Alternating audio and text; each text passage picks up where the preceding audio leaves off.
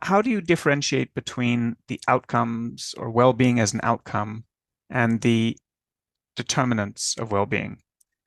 I think naturally there's a bit of a judgment value that goes into, what is a positive outcome for a community. Kind of looking at, factors that contribute towards well-being. It's important to consider, and I think naturally with any type of metric, especially if you're using regression models, like how some of us like to utilize, that often these factors may even kind of interrelate kind of both ways. So it's not always as clear cut as we would kind of like it to be in kind of a perfect model. And that's why I think having an Indigenous perspective is very, very important, because many First Nations communities recognize the interconnectedness of all of these different factors. Let's say an economic factor such as, GDP. We know that has an influence on well-being, but there can also be a positive influence, maybe let's say greater income opportunities, but it may lead to destruction to the natural environment, which can have a number of negative impacts on the community. And it really kind of flows both ways. So it's important to have that distinction, but to realize that we shouldn't get too stuck within a kind of a siloed kind of way of thinking about it. The thing that always resonates with me is that uniqueness factor, those determinants, the things that will change whether that well-being is achieved or not, that definition of well-being, those factors that will go into it, that input or that state or whatever it is will not necessarily result in the same output for every community or every person. And nor is that same output necessarily what every community and every person wants.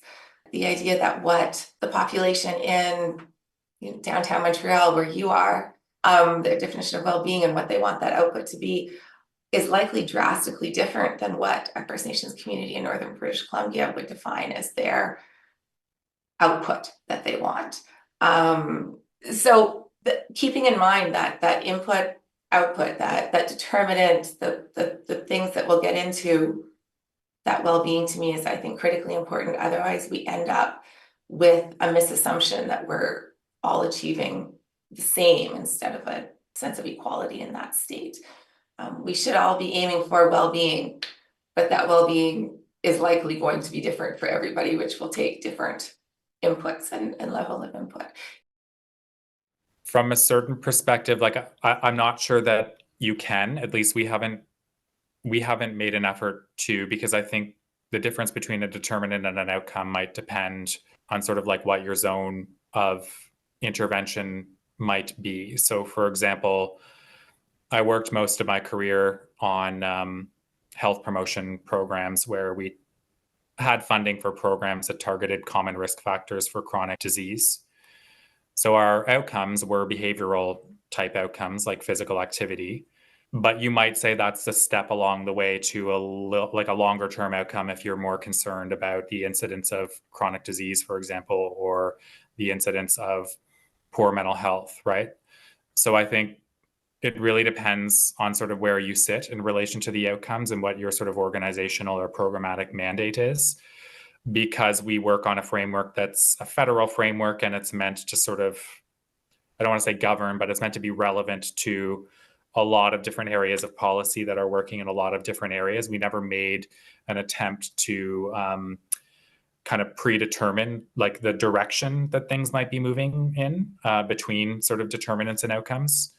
I think a good test of like what a pure outcome is like, can you influence it itself, or do you have to influence other things which in turn influence it, if that makes sense? So to me, the only kind of pure outcomes that we really have are the measures of subjective well-being. You can measure them, but you can't actually influence them. I can't design a program to improve people's life satisfaction. I can only design programs that improve things that I think are likely for them to have better life satisfaction afterward, right? That's why I think it sits in the center of the framework, because it cannot be thought of as a determinant. Can you directly intervene on it? If no, then you're probably looking at an outcome. If yes, it's a determinant of something else.